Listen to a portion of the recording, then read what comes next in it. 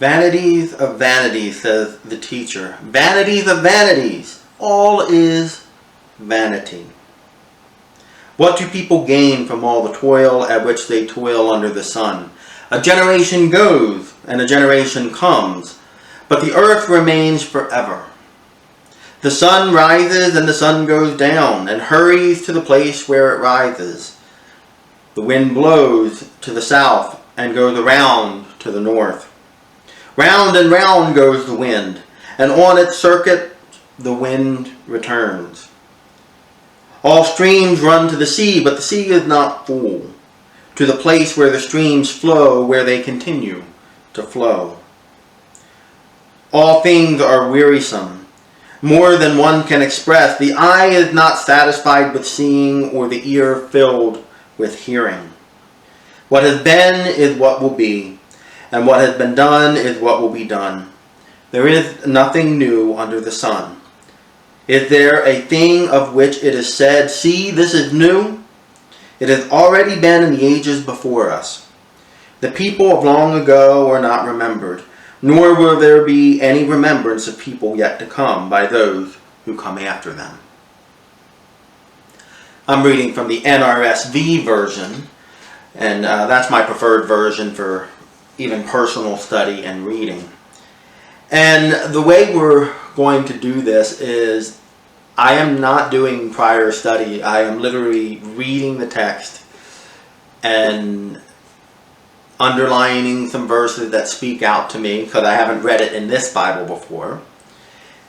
And then I'm going to just talk about it. So two things jumped out. And so this, I should back up. So this whole thing, I don't know how long these videos are going to go. It depends on how often I stop to talk and what types of chunks I put this in. But we get introduced to some central themes here at the beginning. Vanities of vanities, says the teacher, all is vanities.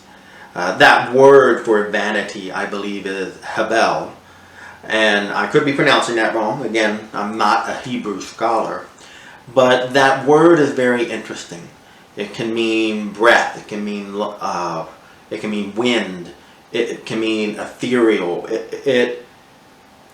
Things pass and things change. One of the difficulties in interpreting that word is I believe this is the only instance, or there might be one other instance, in the entirety of Scripture where this word is used. But this central idea, vanities of vanities, in other words, all is dust, all passes, is a difficult one for us to remember in our lives, without getting scared, I should say. You know, it's hard to reflect that at one point you didn't exist, and at another point you will cease to exist. And this is kind of the point of Ecclesiastes. It's pushing us to look at something we don't like to look at. That there was a time before you and there will be a time after you, and you won't be remembered. And the way Koheleth talks about this is Koheleth, one of the verses that jumped out at me was verse 8. All things are wearisome, more than one can express. The eye is not satisfied with seeing, or the ear filled with hearing. In other words, there's nothing that satisfies you. There's nothing, everything we do, we keep doing it and keep doing it and keep doing it, and it's just a repetition. You get up in the morning, you get your cup of coffee, you take a shower, you watch the news, you go to work. It's the same thing, again and again and again. Obviously, in this first few verses, we're not setting up for an answer to that yet. And I'm going to do my best not to give you an answer, because I believe it's important for us to stay in that tension. That tension of knowing a generation comes and a generation goes, but the earth remains forever. Our society is very obsessed with being remembered after we die. If you look at, and I intentionally don't remember the guy's name because he did it to be famous and did it to be remembered, the guy who killed John Lennon. His whole point of doing it, from my understanding, was to be famous. was to have his name remembered. So much of what we do, so much of that driving force in our lives is to be remembered. Environmentally speaking, or not environmentally speaking, but historically in a way, that's one of the reasons we have kids, or biologically speaking, that's the word I was looking for. That's one of the reasons we have kids. It's in our basic nature to want to procreate so that our genes carry forward. In fact, there was a book not too long ago, a number of years ago now, The Selfish Gene, which kind of talks about that type of idea.